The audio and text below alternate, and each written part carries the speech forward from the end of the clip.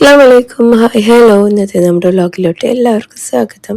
എല്ലാവരും സുഖമായിട്ടിരിക്കുന്നു. സൗണ്ട് ഇനിയും ശരിയാവാൻ കുറേ ദിവസം എടുക്കും, ചിലപ്പോൾ മാസക്കണക്കിനെടുക്കും. എനിക്ക് പൊതുവേ അങ്ങനെയാണ്. എന്തെങ്കിലും സൗണ്ടിലൊരു വ്യത്യാസം വന്നു കഴിഞ്ഞാൽ പിന്നെ അത് അസുഖം മാറിയാലും സൗണ്ട് മാറില്ല, അങ്ങനെ തന്നെ ഇരിക്കും. അപ്പോൾ നമ്മുടെ ഇന്നത്തെ വ്ളോഗ് സ്റ്റാർട്ട് ചെയ്യണത് ഈവനിങ് മുതലാണ് കേട്ടോ. അയൻകുട്ടി ട്യൂഷൻ പോയതാണ്. അത് കഴിഞ്ഞിട്ട് ഞാനിങ്ങനെ പതിയെ തൊടിയിലൊക്കെ ഒന്ന് ചുമ്മാ അങ്ങനെ നടന്നു കേട്ടോ. വെറുതെ ഇടയ്ക്ക് ഇങ്ങനെ തൊടിയിൽ നടക്കാനൊരു സുഖമല്ലേ. നായി എൻ്റെ വീടെന്നും പറഞ്ഞിട്ട് കിടക്കുന്നു. പിന്നെ ഇന്നലെ ചോദിച്ചു കൊയ്യാക്ക എന്താണെന്ന്. നമ്മുടെ അടക്കാപ്പഴത്തിനെയാണ് കൊയ്യാക്ക എന്ന് പറയുന്നത്. തമിഴിൽ പറയണതാണ് തോന്നുന്നു കേട്ടോ. നമ്മുടെ ചായമൻസൊക്കെ വളർന്ന് വലുതായിട്ടുണ്ട്. പിന്നെ നമ്മുടെ മണിത്തക്കാളി എന്തൊക്കെയോ ഇതിൻ്റെ പേരുകളുണ്ട്. ഒരുപാട് കമൻസ് ഇട്ടിട്ടുണ്ടായിരുന്നു കേട്ടോ. ഇതിൻ്റെ ഇല വെച്ച് ഉപ്പേരി വയ്ക്കുക, കായ വെച്ച് കറി വയ്ക്കുക, മുല്ലപ്പൂവും മുല്ലമുട്ടും ഒക്കെ ഉണ്ടായിട്ടുണ്ട്. തെങ്ങിൻ പൂക്കുല കണ്ടപ്പം എനിക്ക് ലേഹ്യത്തിൻ്റെ ഓർമ്മ വന്നു കേട്ടോ. അങ്ങനെ കുറച്ച് സമയം അവിടേക്ക് നിന്ന് ഞാൻ വീണ്ടും ഹാളിലോട്ടൊക്കെ ഒന്ന് വന്ന് അടിച്ചു വാരി എടുക്കുകയാണ്. ഈവനിങ് ആകുമ്പോഴും ജസ്റ്റ് അടിച്ചു വാരുന്ന ഒരു സ്വഭാവമുണ്ട്. ഹാള് പിന്നെ ഈ ഒരു ഏരിയ കിച്ചൺ ഇത്രയും മാത്രം കേട്ടോ. അതിൻ്റെ അപ്പുറമൊന്നും അടിച്ചു വാരാറില്ല. പിന്നെ ഞാൻ വേഗം പോയിട്ട് സ്നാക്കുകളൊക്കെ എടുക്കുകയാണ്. ഉമ്മ ഹോസ്പിറ്റലിൽ പോയിട്ട് വരുമ്പം ടോപ്പ് നെച്ചാ അതിൽ കയറിയിട്ടുണ്ടായിരുന്നു. അപ്പോൾ മന്ത്ലി വൺസ് നമ്മൾ അങ്ങോട്ട് പോവാറുണ്ട് കേട്ടോ. അപ്പോൾ അവിടുന്ന് കുറച്ച് ഐറ്റംസൊക്കെ മേടിച്ചിട്ടുണ്ടായിരുന്നു.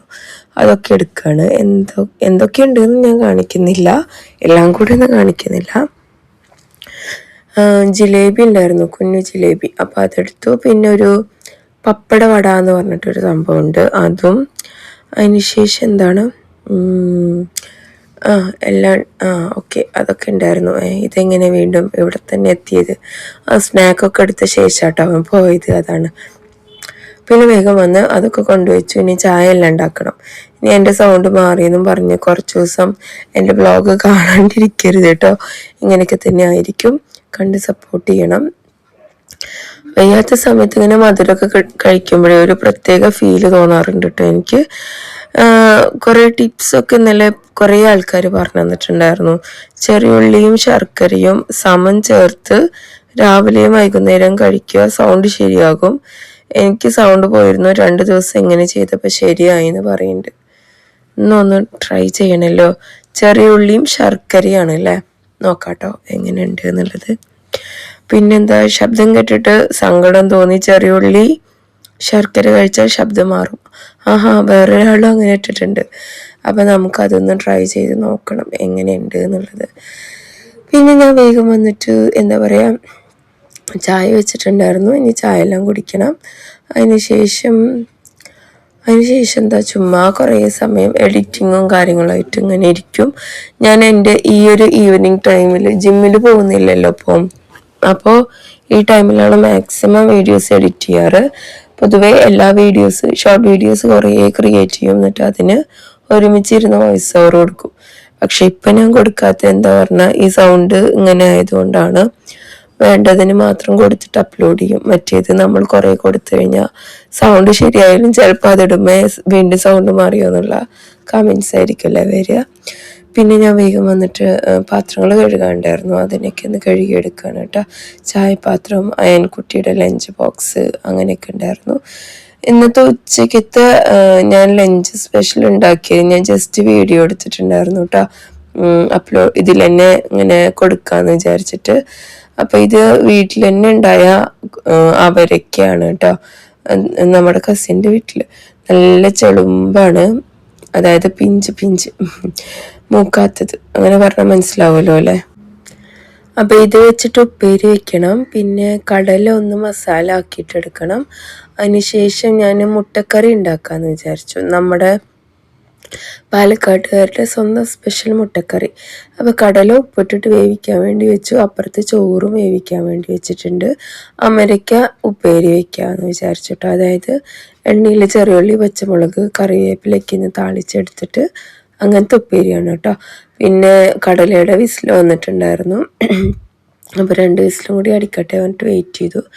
പിന്നെ ഇതാ ഉള്ളിയൊക്കെ താളിച്ചിട്ടുണ്ട്, അതിലോട്ട് അവരൊക്കെ ഇട്ട് കൊടുത്ത് ഉപ്പിട്ടിട്ട് ഒന്ന് ഇളക്കിയിട്ട് അടച്ച് വയ്ക്കുക. ഞാനിത് ആവിയിൽ തന്നെ വേവിക്കാമെന്ന് വിചാരിച്ചിട്ടാണ്, വെള്ളം ഒഴിക്കാണ്ട്. അപ്പോൾ ഒന്നുകൂടി ടേസ്റ്റ് ആയിരിക്കും കേട്ടോ. അപ്പോൾ നമ്മുടെ ഉപ്പേരി റെഡി ആയിട്ട് ഞാൻ മാറ്റിയെടുക്കുന്നുണ്ട്. ഇതേ ചട്ടിയിൽ തന്നെയാണ് കടല വയ്ക്കാൻ പോകുന്നത് കേട്ടോ. കടലയ്ക്ക് വേണ്ടിയിട്ട് ഇതാ ചെറിയ ജീരകം ആദ്യം ഇട്ട് കൊടുത്തിട്ടുണ്ട്. പിന്നെ വലിയുള്ളി, പച്ചമുളക്, തക്കാളി, കറിവേപ്പില ഇതെല്ലാം ഇട്ടിട്ടൊന്ന് വഴറ്റുന്നുണ്ട് കേട്ടോ. മസാല പോലെയാണ് ഞാൻ ഉണ്ടാക്കുന്നത്. ചോറിൽക്കും ചപ്പാത്തിക്കും ടേസ്റ്റാണ് കേട്ടോ. ഇഞ്ചി വെളുത്തുള്ളി പേസ്റ്റ് ആഡ് ചെയ്ത് കൊടുത്തിട്ടുണ്ട്. മഞ്ഞൾപ്പൊടി, മുളക് പൊടി, ഉപ്പ്, പിന്നെ കാശ്മീരി ചില്ലി പൗഡർ, ഗരം മസാല, മല്ലിപ്പൊടി, പിന്നെ നമ്മുടെ കസൂരി മേത്തി ഇതെല്ലാം ഇതുപോലെ ആഡ് ചെയ്ത് കൊടുത്തിട്ടുണ്ട്. പൊടി അളവിനനുസരിച്ച് എടുത്താൽ മതി.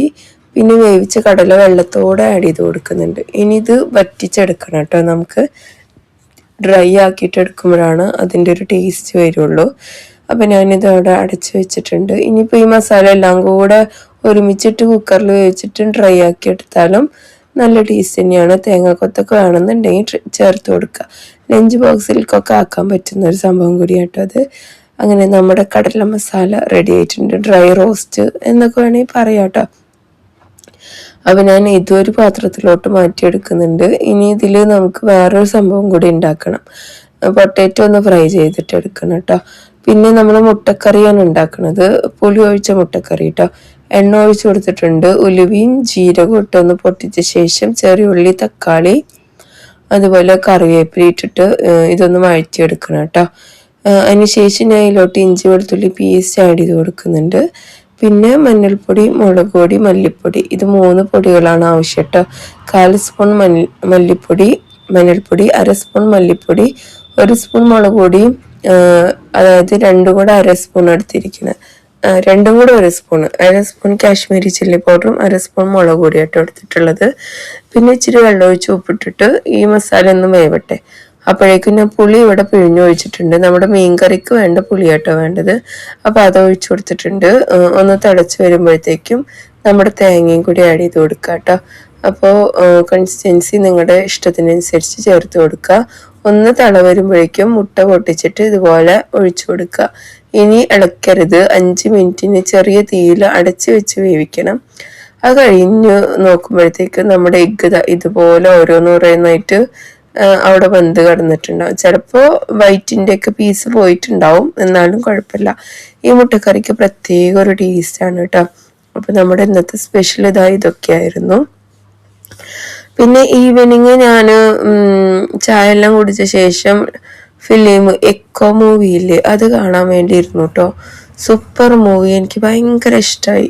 ഈ അടുത്ത കാലത്തൊന്നും ലോക കഴിഞ്ഞ പിന്നെ ഇത്രയും അടിപൊളി മൂവി ഞാൻ കണ്ടിട്ടില്ല കേട്ടോ. ഇന്നത്തെ നമ്മുടെ സ്പെഷ്യൽ നല്ല ക്രീമി എഗ് കറിയും അതുപോലെ പൊരിച്ച പത്തിരിയാണ്.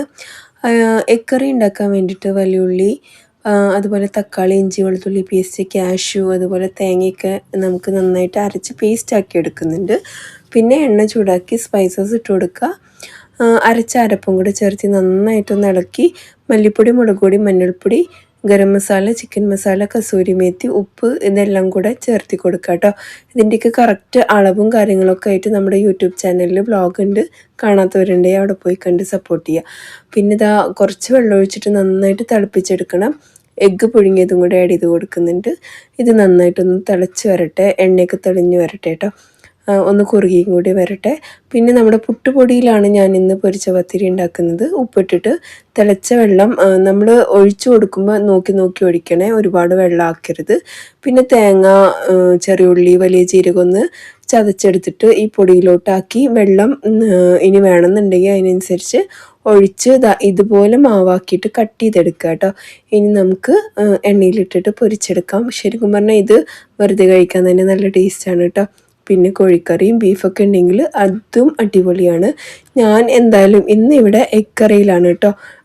അതിൻ്റെ കൂടെ തന്നെ നമ്മൾ പൊട്ടാറ്റോ ചിപ്സും പിന്നെ ബജിയും ഓർഡർ ചെയ്തിട്ടുണ്ടായിരുന്നു. മൂവി കാണുമ്പം ഇപ്പം ഇത് എന്തെങ്കിലുമൊക്കെ ഒന്ന് കഴിക്കണത് ഒരു ശീലമായി മാറി എന്നൊക്കെ പറയാം കേട്ടോ. പിന്നെ നമ്മൾ ചിക്കൻ ഫ്രൈയുടെ ഒരു റെസിപ്പിയും കൂടെ ഇതിൽ കാണിക്കുന്നുണ്ട്. അപ്പോൾ ഇന്നത്തെ വ്ലോഗ് ഇത്രയൊക്കെ തന്നെയുള്ളൂ. നിങ്ങൾക്ക് ഇഷ്ടമായിച്ചാൽ ലൈക്ക് ചെയ്യാനും ഷെയർ ചെയ്യാനും സപ്പോർട്ട് ചെയ്യാനും സബ്സ്ക്രൈബ് ചെയ്യാനൊന്നും മറക്കരുത്. മറ്റൊരു വീഡിയോയിൽ കാണാം. അതുവരേക്കും എല്ലാവർക്കും bye. It's me Jini from Palakkad. ഒട്ടും വയ്യാത്തതുകൊണ്ടാണ് ചെറിയ ചെറിയ വ്ലോഗ് ആഡ് ചെയ്യുന്നത്. വലുത് കണ്ട് സപ്പോർട്ട് ചെയ്യണ പോലെ തന്നെ ഇതും കണ്ട് സപ്പോർട്ട് ചെയ്യണം എന്നുള്ളത് പ്രത്യേകം പറയുന്നുണ്ട്. അപ്പം എല്ലാവർക്കും ബൈ.